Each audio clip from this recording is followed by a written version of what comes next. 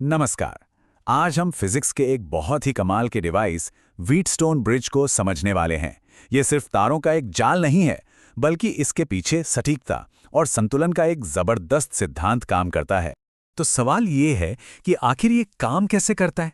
जवाब, जैसा कि आप सोच सकते हैं, खुद व्हीटस्टोन ब्रिज में ही छिपा है। ये जो दिखने में साधारण सा सर्किट है ना, ये एक बहुत ही पावरफुल प्रिंसिपल पर चलता है और आज हम इसी को डिकोड करने वाले हैं। तो ये रहा हमारा आज का रोड मैप। सबसे पहले हम ब्रिज के गोल्डन रूल को समझेंगे, फिर इसके प्रैक्टिकल रूप मीटर ब्रिज पर नजर डालेंगे। इसके बाद देखेंगे कि एक बिगड़े हुए यानी कि इम्बैलेंस्ड ब्रिज को बैलेंस में कैसे लाया जाए। फिर एक मुश्किल चुनौती का सामना करेंगे और आखिर में ये समझेंगे कि ये सर्किट इतना जरूरी क्यों है। तो चलिए शुरू करते हैं। चलिए सबसे पहले और सबसे जरूरी चीज से शुरू करते हैं। व्हीटस्टोन ब्रिज को समझने की चाबी है इसका गोल्डन रूल, यानी इसकी बैलेंस्ड कंडीशन। यही वो बुनियाद है जिस पर बाकी सब कुछ टिका हुआ है। तो देखिए, हमारे पास 4 रेजिस्टर्स हैं, P, Q, R और S। इनमें से S की वैल्यू हमें नहीं पता।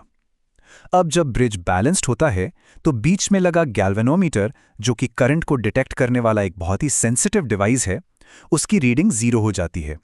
इसका सीधा सा मतलब है कि रेजिस्टर्स का रेशो बराबर है और यहीं से निकलता है हमारा गोल्डन रूल, P/Q बराबर है R/S के। इसे सॉल्व करना बहुत ही आसान है। हमें बस अपनी वैल्यूज को फॉर्मूले में रखना है। तो 100/10 बराबर हुआ 50/S के, मतलब 10 बराबर है 50/S के। और बस S के लिए सॉल्व करने पर हमें मिलता है 5 ओम। देखा, जब ब्रिज बैलेंस्ड हो तो किसी अननोन रेजिस्टेंस को ढूंढना कितना आसान हो जाता है। बिल्कुल एक सिंपल रेशियो कैलकुलेट करने जैसा। कमाल है। ठीक है, तो ये तो हो गई थ्योरी की बात, पर असल दुनिया में ये कैसा दिखता है? चलिए अब इसके प्रैक्टिकल एप्लीकेशन पर आते हैं। Metre bridge. Metre bridge Wheatstone bridge के आइडिया को ही एक फिजिकल डिवाइस में बदल देता है। प्रिंसिपल बिल्कुल वही है, बस फर्क इतना है कि P और Q रेजिस्टर्स की जगह 1 मीटर लंबा तार इस्तेमाल होता है। और कमाल की बात यह है कि अब रेजिस्टर्स का रेशियो सीधे सीधे तार की लंबाइयों का रेशियो बन जाता है। तो ये रही हमारी दूसरी प्रॉब्लम। हमारे पास 20 ओहम का एक नन रेजिस्टेंस R है और हमें 40 सेंटीमीटर पर नल पॉइंट मिल रहा है। ये वही पॉइंट है जहां गैल्वेनोमीटर में रीडिंग 0 हो जाती है। अब हमें अननोन रेजिस्टेंस X का पता लगाना है। इसके लिए फॉर्मूला थोड़ा सा बदल जाता है। R/X बराबर है L/100 - L। एक बार फिर हमें बस वैल्यूज को फॉर्मूले में रखना है। तो 20/X बराबर हो गया 40/100 - 40, यानी 40/60। इसे और सिंपल करें तो ये बन जाता है 2/3। अब बस थोड़ी सी अलजेब्रा लगानी है। और हमारा जवाब है 30 ओम। इस डिवाइस की खूबसूरती देखिए। ये एक कॉम्प्लेक्स इलेक्ट्रिकल मेजरमेंट को सिर्फ लंबाई नापने जितना आसान बना देता है। वाकई में बहुत ही क्लेवर डिजाइन है। तो हमने बैलेंस्ड ब्रिजेस में तो मास्टरी कर ली, लेकिन क्या हो अगर ब्रिज शुरू से ही बैलेंस्ड ना हो? क्या हम उसे ठीक कर सकते हैं? चलिए पता लगाते हैं। तो ये एक दिलचस्प पहेली है। अगर रेशियो सही नहीं है तो बैलेंस कैसे बनाया जाए? इसका जवाब एक टेक्निक में है जिसे शंटिंग कहते हैं। इसका मतलब बस इतना है कि हम किसी एक मौजूदा रेजिस्टर के पैरेलल में एक और रेजिस्टर जोड़ देते हैं ताकि पूरा सिस्टम बैलेंस हो जाए। ये रही हमारी सिचुएशन। अगर हम कैलकुलेट करें तो P/Q यानी 4/6, R/S यानी 8/20 के बराबर नहीं है। साफ है, ब्रिज अनबैलेंस्ड है। हमारा काम है S के पैरेलल में एक शंट रेजिस्टर लगाकर रेशियो को बराबर करना। अब ये एक 2 स्टेप प्रोसेस है। पहले हम ये कैलकुलेट करेंगे कि बैलेंस के लिए S की वैल्यू आखिर होनी चाहिए।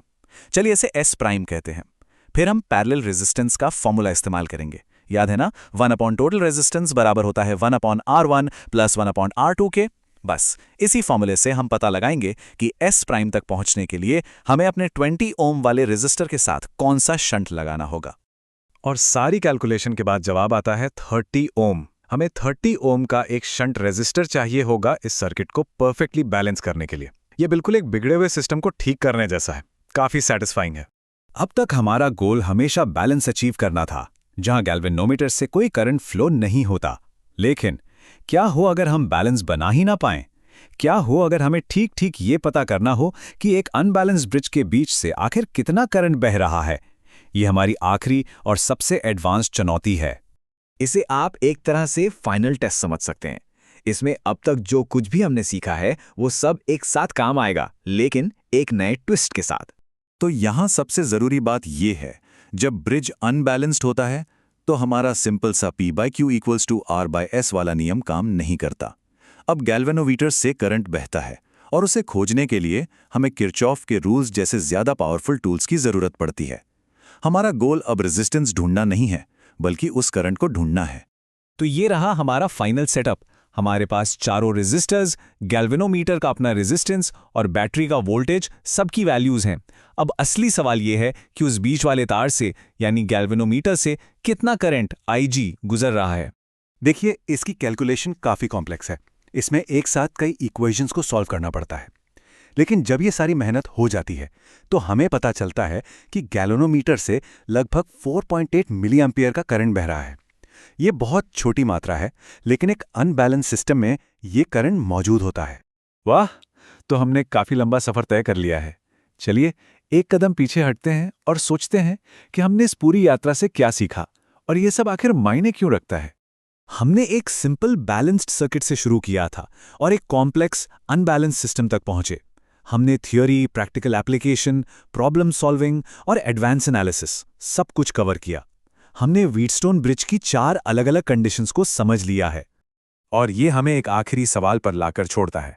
व्हीटस्टोन ब्रिज सिर्फ एक किताबी कॉन्सेप्ट नहीं है, ये बैलेंस और कंपैरिजन का एक बहुत पावरफुल प्रिंसिपल है जो आज की अनगिनत टेक्नोलॉजीज का आधार है, डिजिटल वेइंग स्केल से लेकर स्ट्रेन गेज और मेडिकल सेंसर्स तक। तो अगली बार जब कोई हाई प्रिसीजन डिवाइस देखें तो एक बार जरूर सोचें, क्या इसके दिल में भी ऐसा ही एक क्लेवर बैलेंस सर्किट हो सकता है।